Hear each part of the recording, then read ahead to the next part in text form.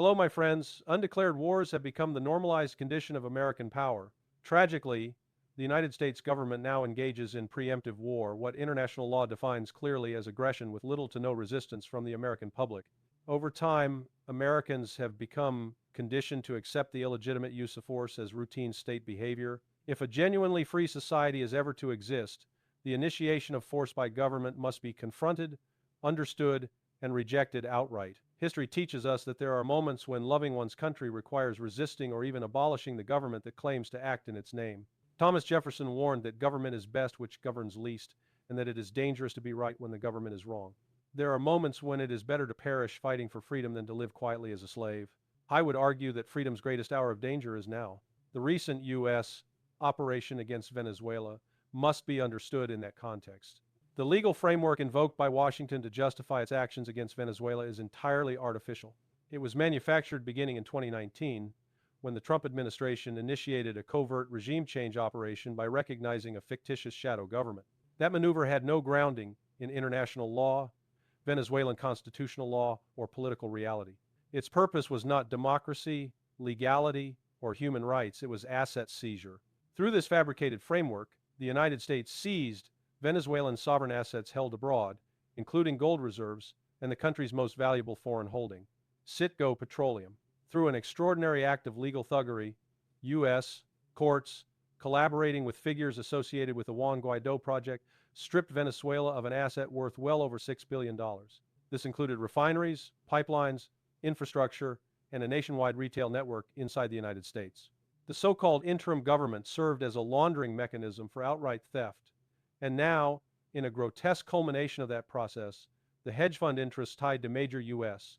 political donors are positioned to acquire those assets in a fire sale engineered by American courts. This is not law. It is organized expropriation. Under the second Trump administration, this same fraudulent legal structure has been expanded. Washington now claims that Venezuela is a narco-terrorist state, that drug organizations operate with the consent of the government, and that Nicolas Maduro personally heads a criminal enterprise.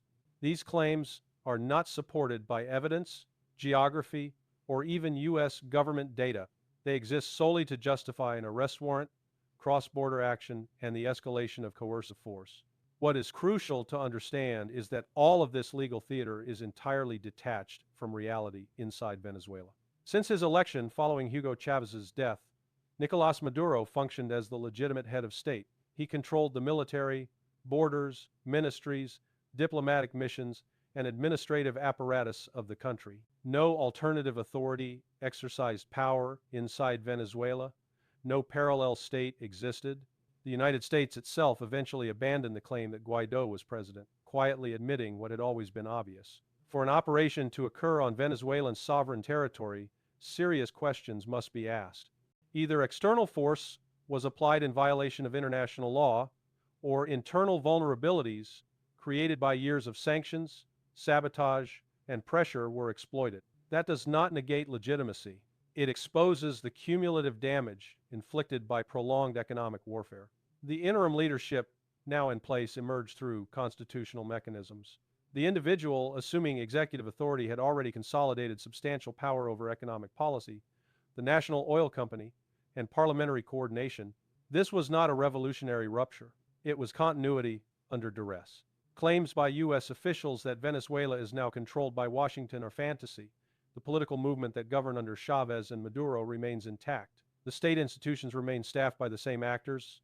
The military has not defected. The oil fields have not been seized. No civil war has erupted because no genuine regime collapse has occurred. Threats issued by Washington demanding total access to Venezuelan oil under penalty of punishment reveal the true objective. This has never been about narcotics, democracy, or human rights. It has always been about energy, financial dominance, and the preservation of American imperial leverage.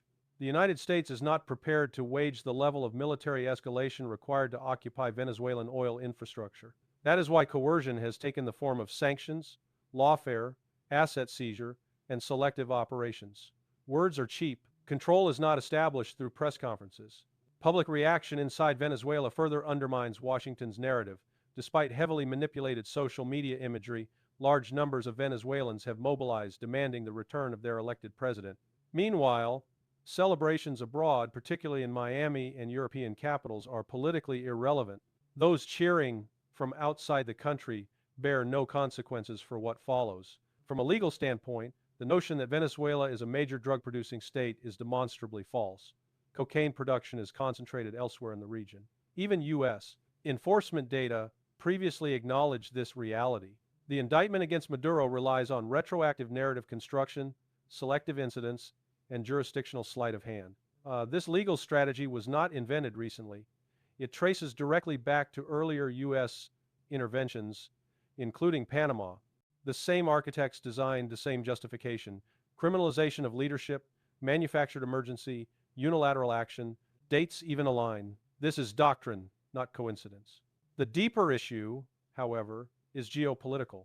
Venezuela survived an onslaught by the most powerful empire in history because it adapted. Sanctions forced it to diversify relationships. Russia, China, Iran, and other non-Western powers provided alternatives to dollar dependency. Oil was traded in non-dollar currencies. Financial channels bypassed U.S. control. Military cooperation deepened. The petrodollar's monopoly was challenged. That is, the real crime Venezuela committed. The threat to U.S. power was not ideological, it was structural. A world in which major energy producers transact outside U.S. Financial control is a world in which American imperial leverage collapses. That is why Venezuela became a target. That is why pressure never ceased. That is why exhaustion, not invasion, became the strategy. What we are witnessing now is the delayed effect of long-term economic warfare. Not a sudden victory, but accumulated attrition. Looking forward, the situation remains fluid. Elections are constitutionally required. Political alignments may shift. Internal debates within the governing movement will emerge. But the assumption that Washington will dictate outcomes reflects profound ignorance of Venezuelan political culture. External officials cannot run Venezuela. Personal vendettas do not translate into governance. The region remembers history, so do its people. Ultimately, this episode reveals not American strength, but American decline. The inability to enforce will through direct means has forced reliance on coercive legal fictions. Empires resort to such tactics when their foundations weaken. The lesson is clear. Sovereignty is not surrendered in a single moment. It is eroded over years. And resistance is not always dramatic, it is often endurance. The future of Venezuela will not be decided in Washington courtrooms or political speeches. It will be determined by forces inside the country and by the broader transformation toward a multipolar world, one that no longer accepts American claims of moral or legal supremacy. That, more than anything, is what terrifies the architects of empire. To understand what is unfolding in Venezuela today, one must abandon the comforting illusion that U.S. foreign policy is reactive or improvised. What we are witnessing is the late stage of a long-running pressure campaign whose objective has always been strategic exhaustion rather than immediate conquest. Washington learned painful lessons in Iraq and Afghanistan. Direct invasion destroys legitimacy, drains resources, and accelerates imperial decline. The modern method is slower, quieter, and far more cynical. Sanctions that hollow out societies, legal warfare that criminalizes leadership, psychological operations that fracture elites, and economic sabotage that forces governments into impossible choices. Venezuela has been subjected to every element of this model. For more than a decade, the United States has systematically attacked Venezuela's oil sector not because of corruption or mismanagement, but because oil represents sovereignty. Control over energy means control over currency flows, development priorities, and diplomatic independence. When Venezuela began trading oil outside the U.S. dollar system, it crossed a red line. This is where Russia enters the picture. Russia's support for Venezuela was never ideological charity, it was strategic realism. Moscow understood that Venezuela was not simply another regional dispute, it was a front line in the global struggle against dollar hegemony. By helping Venezuela maintain its oil production, military deterrence, and diplomatic posture, Russia was defending the principle that sovereign states have the right to exist outside U.S. control. The same applies to China and Iran. These countries recognized that Venezuela was a test case. If Washington succeeded there, no sanctioned state would be safe. Cooperation was not optional, it was self-defense. That is why U.S. policymakers could never tolerate Venezuelan resilience. The failure of the Guaido operation was especially humiliating. It revealed the limits of recognition politics. You cannot declare a government into existence when it has no control over territory, military, or population. Yet instead of abandoning the project, Washington doubled down, converting embarrassment into obsession. This obsession explains the legal grotesqueries that followed. The designation of Venezuelan officials as narco-terrorists was not based on new evidence. It was a political instrument designed to retroactively criminalize resistance. Once a leader is labeled a criminal, sovereignty evaporates in the Western imagination. Arrest, asset seizure, even kidnapping become law enforcement. And that's still the chinnery. This tactic has been used repeatedly across Latin America and beyond. Its purpose is not justice, it is jurisdiction. If Washington can convince itself that U.S. law applies everywhere, then no country is truly independent. But here is the central contradiction the empire cannot resolve. Law without legitimacy is violence by another name. Inside Venezuela, the political movement known as Chavismo did not collapse. It adapted. It absorbed pressure. It restructured economic relations. It made compromises, yes, but it did not surrender.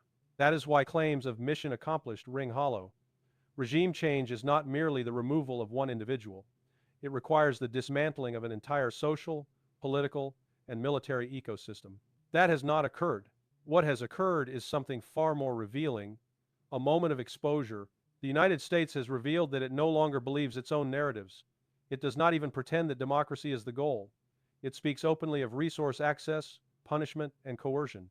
This is the language of empire in its declining phase when persuasion fails and intimidation replaces legitimacy. Russia, by contrast, understands patience. Moscow does not need to announce victories. It understands that time favors multipolarity. Every sanction regime pushes targeted states closer together. Every act of legal piracy accelerates the search for alternatives. Every threat issued by Washington reminds the world why American power must be constrained. Venezuela's future will not be easy. Years of economic warfare have inflicted real damage. Social fatigue is real. Political fractures exist. But those conditions were engineered deliberately. They do not invalidate sovereignty, they prove why sovereignty matters. If Venezuela ultimately emerges with a leadership that maintains strategic autonomy, continues diversified energy partnerships, and resists full reintegration into U.S. dominance, then Washington will have failed even if it claims victory. Empires do not fall because they are defeated everywhere at once. They fall because they lose the ability to dictate outcomes. And that is precisely what Venezuela represents today. Not a triumph for the United States, but a warning sign. At this stage, it is no longer sufficient to analyze Venezuela in isolation. What is happening there is inseparable from the broader collapse of American strategic coherence. The United States is no longer pursuing a grand strategy. It is reacting to erosion, financial, military, moral, and institutional. The Venezuelan operation exposes a central weakness. Washington can still destroy, but it can no longer build. It can seize assets, but it cannot govern societies. It can threaten leaders, but it cannot manufacture legitimacy. This is the defining limitation of imperial power in decline. The most dangerous illusion inside Washington is the belief that pressure equals control. Sanctions do not create obedience, they create adaptation. Legal warfare does not restore order, it corrodes credibility. When the United States weaponizes courts, currencies, and contracts, it teaches the world that neutrality is impossible and compliance is temporary. Every state observing Venezuela understands that today's ally can become tomorrow's target. That lesson is not lost on Russia. Russia has spent decades studying Western intervention models not to imitate them, but to survive them. Moscow understands that modern warfare is no longer primarily kinetic. It is financial, informational, psychological, and legal. Venezuela has been subjected to all four. The critical error Washington made was assuming that prolonged suffering would inevitably produce surrender. History shows the opposite. Societies under siege do not necessarily revolt against their governments. They often radicalize against the external aggressor. Loyalty becomes identity. Resistance becomes cultural. This is precisely why Chavismo endured. It is fashionable in Western commentary to dismiss popular support as propaganda or coercion. That dismissal is itself propaganda. The reality is more uncomfortable. Millions of Venezuelans understand that whatever their government's flaws, U.S. domination would be worse. That understanding is rooted in regional memory of coups, occupations, debt traps, and humiliation. Washington cannot erase that memory. What we are now witnessing is a transition from pressure to gamble. The United States has placed a strategic bet that exhaustion has reached a tipping point. But gambles are not strategies, and gambles can fail. The question is not whether Venezuela faces internal challenges. Of course it does. The question is whether those challenges will translate into external submission. There is no evidence that they will. In fact, the opposite trend is visible. The more openly Washington asserts ownership over Venezuelan resources, the more it delegitimizes any local actor seen as accommodating that demand. No leader in Caracas, regardless of faction, can survive politically by appearing as an American proxy. This is the fundamental miscalculation embedded in U.S. thinking. Russia understands this dynamic instinctively. Moscow does not require Venezuela to become a satellite. It requires only that Venezuela remain sovereign. That distinction is everything. Sovereignty allows choice. Choice allows partnership. Partnership undermines empire. This is why Russia's approach contrasts so sharply with Washington's. Where the United States issues ultimatums, Russia offers alternatives. Where Washington threatens punishment, Moscow emphasizes mutual interest. Where Washington insists on obedience, Russia accepts plurality. This is not altruism, it is realism. The Venezuelan case also reveals something deeply unsettling for American elites: the collapse of narrative control. For decades, Washington dominated the story. It defined who was legitimate, who was criminal, who was democratic, who was dangerous. That monopoly no longer exists. Alternative media ecosystems, non-Western diplomatic networks, and independent financial channels have fractured the information battlefield. Venezuela's story is no longer filtered exclusively through U.S. institutions. That alone is a strategic defeat. The attempt to criminalize Venezuelan leadership through indictments reflects desperation, not confidence. Lawfare is a substitute for influence. It signals that persuasion has failed. And yet, even as Washington escalates rhetoric, it hesitates on substance. There is no appetite for full-scale military occupation. There is no coalition willing to share the burden. There is no domestic consensus for another open-ended intervention. The empire wants outcomes without costs. That is not how power works. Russia, China, and other non-Western actors are acutely aware of this imbalance. They understand that the United States is trapped between ambition and limitation. It wants to dominate without bleeding. It wants obedience without responsibility. It wants empire without sacrifice. Venezuela exposes the impossibility of that equation. If the United States truly controlled Venezuela, it would not need to threaten. If it truly governed outcomes, it would not rely on courts and sanctions. If its narrative were convincing, it would not need to repeat it endlessly. Power that must constantly declare itself is already eroding. What remains now is uncertainty, and uncertainty is dangerous for empires. Because uncertainty creates space. Space for resistance, space for negotiation, space for alternatives, and above all, space for time.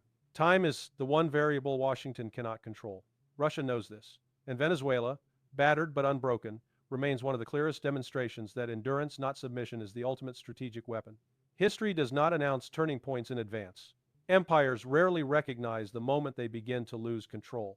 They continue issuing commands, declaring victories, and enforcing rituals of authority long after the foundation beneath them has cracked. Venezuela represents one of those moments, quiet, ambiguous, and therefore deeply threatening to those who still believe in American omnipotence.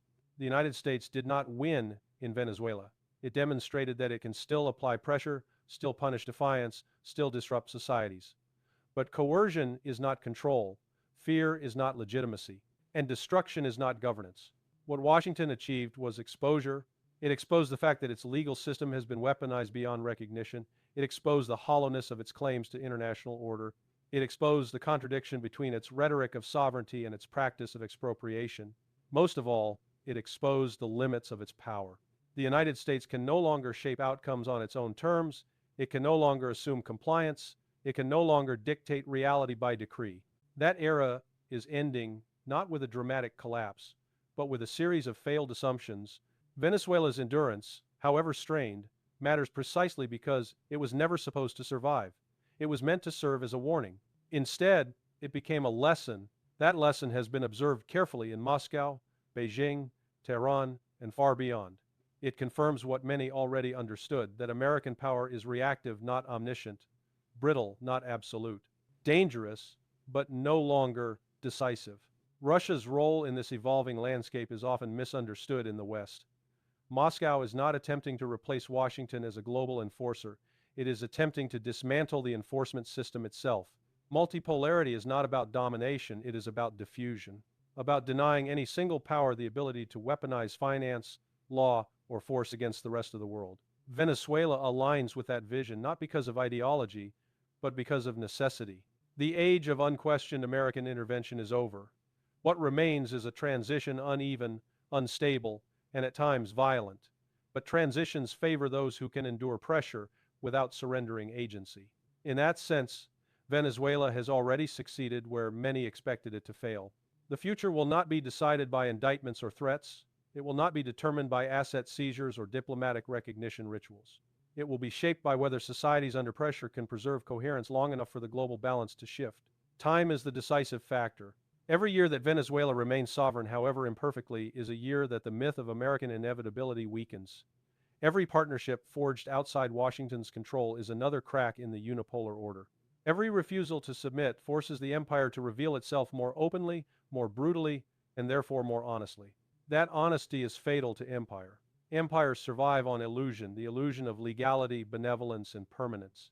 Once those illusions fail, what remains is force, and force alone is never enough. Venezuela is not the end of American power, but it is a signpost pointing toward its limits.